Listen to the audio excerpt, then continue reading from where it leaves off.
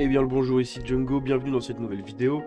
Aujourd'hui on va parler d'Electronic Arts qui donc essaye de se sortir un peu de la merde qu'ils ont provoqué avec Battlefield 2042. Pour ceux qui savent pas, Battlefield 2042 est sorti complètement rincé, hein. C'est un Battlefield, un jeu de guerre où quand on tire sur des gens, on peut pas les tuer parce que le netcode, donc ce qui gère les connexions en fait entre les joueurs et qui fait que quand nous sur notre écran on voit qu'on tire sur quelqu'un, lui reçoit les impacts. Bah, ce truc là en fait il était complètement aux fraises et vous tiriez sur des mecs, vous touchez pas et puis d'un seul coup tirez à côté, pouf ça touche le mec, les gens se téléportaient, enfin c'était un sketch, en fait c'était vraiment un putain de sketch ce jeu. Et moi j'ai voulu le tester quand il est sorti sur le Game Pass, parce qu'évidemment ils l'ont sorti, le jeu était nul à chier dès le début.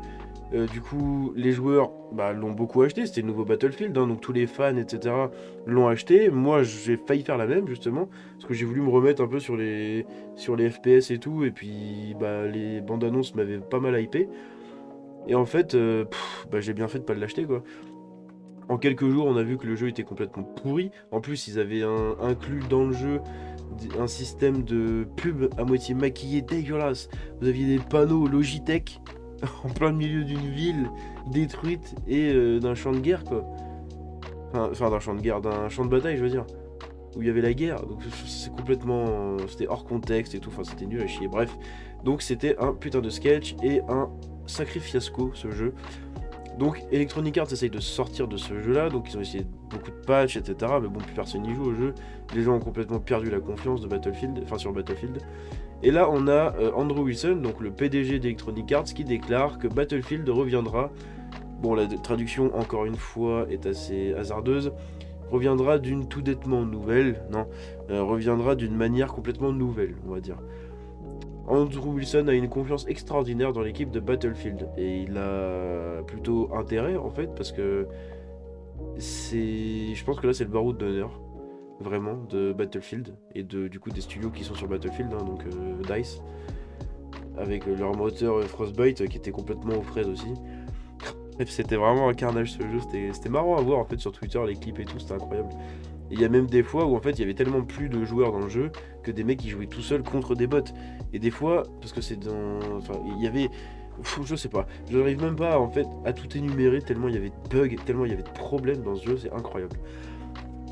Malgré tous les problèmes avec Battlefield 2042, le PDG d'Electronic Arts, Andrew Wilson, dit que la franchise sera une partie d'un rôle de sens de l'avenir de l'éditeur. Non, donc fera partie de l'avenir de l'éditeur, quoi. Aura un rôle pour l'avenir de l'éditeur. Dans le cadre du dernier rapport des investisseurs d'Electronic Arts, Wilson a souvent parlé de Battlefield. Évidemment, c'est une grosse franchise de la boîte. Reconnaissant les difficultés rencontrées par Battlefield 2042 lors de son lancement, Wilson a parlé de la prise de propriété et de la construction pour l'avenir de plusieurs de ses grandes marques, notamment Battlefield. Il croit également qu'Electronic Arts a la capacité de ramener Battlefield d'une manière extrêmement nouvelle à l'avenir, bien qu'il n'ait pas mentionné ce que cela signifie exactement.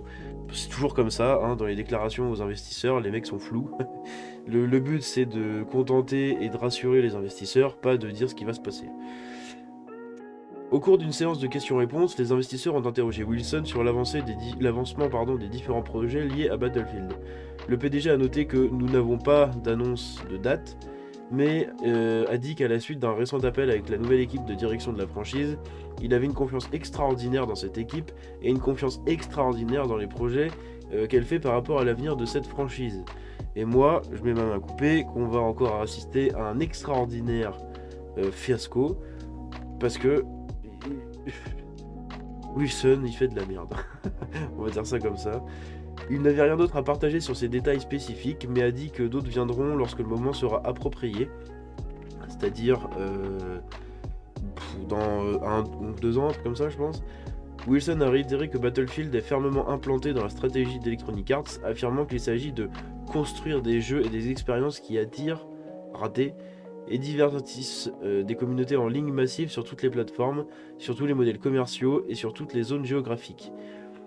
Faut pas oublier aussi, ça vient de me pop dans la tête en même temps, j'ai tous les bugs qui reviennent, hein, vous savez, l'espèce de mème avec le chien qui voit les images de la guerre du Vietnam et tout là, bah, c'est en train de me faire pareil avec tous les bugs de ce jeu, et tous les trucs qui étaient complètement nuls à chier et hors contexte. Et ils ont sorti pour le Noël 2021 du coup je crois, putain ça va faire 2 ans le jeu, enfin 1 an et demi, je sais plus, bah bref quand il est sorti, il y avait eu Noël pas longtemps après, et ils ont sorti des skins Père Noël. Putain, c'est un Battlefield. Déjà, quand on voit sur Call of qu'ils nous foutent un Neymar, un Messi, ou non, c'est pas Neymar, mais il y avait Messi, Pogba, je sais plus qui. Enfin, putain, c'est hors contexte, arrêtez de faire ça, quoi. Fortnite peut le faire, parce que voilà, c'est un jeu cartoon, et le jeu est pensé comme ça.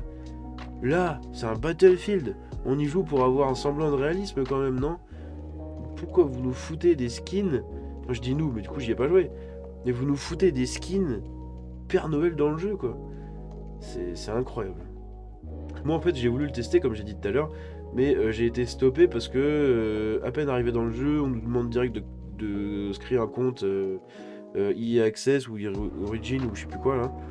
Et donc je l'avais fait, sauf qu'en fait ça a bugué, du coup ça m'a cassé les couilles, j'ai fait allez c'est bon, dégage le jeu. De toute façon, il n'y avait plus personne sur le jeu, donc j'aurais peut-être mis 10 minutes à trouver une game, donc c'est pas la peine. Bref.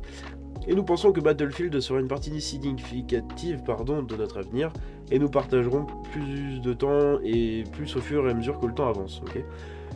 Battlefield 2042 n'a pas été le mieux reçu par ses fans, je pense que ça a été le Battlefield qui s'est fait le plus lyncher, hein, logique, ce qui a conduit le jeu à ne pas répondre aux attentes d'Electronic Arts, sans déconner.